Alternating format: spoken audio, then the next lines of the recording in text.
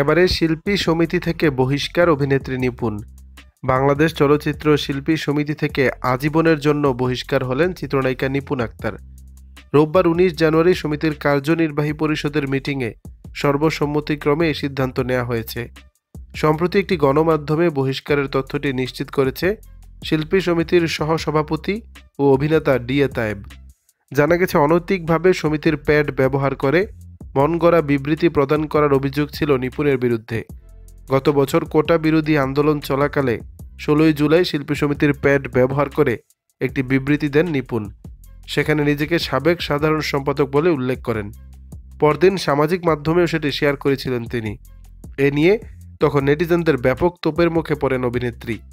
গত বছরের ৩০ জুলাই মিশা ডিপজল নেতৃত্বাধীন কমিটির ষষ্ঠ সভায় বিষয়টি উত্থাপিত হলে নিপুণকে কারণ দর্শানোর নোটিশ দেওয়ার সিদ্ধান্ত হয়। কিন্তু কারণ দর্শানোর নোটিশ দিলেও অভিনেত্রী তা তোয়াক্কা করেননি, চালিয়ে যান তার সব বিতর্কিত কর্মকাণ্ড। এর পরিপ্রেক্ষিতে সমিতির প্যাড ব্যবহার ও সম্পাদককে নিয়ে কুরুচিকর মন্তব্য করায় শিল্পী সমিতি থেকে আজীবনের জন্য বহিষ্কার হয়েছেন নিপুণ। কিছুদিন পরপরই নানা ইস্যুতে সমালোচনার মুখে পড়েন নিপুণ, কখনো শিল্পী সমিতির নির্বাচন নিয়ে, কখনো বা বেফাঁস মন্তব্যের জন্য।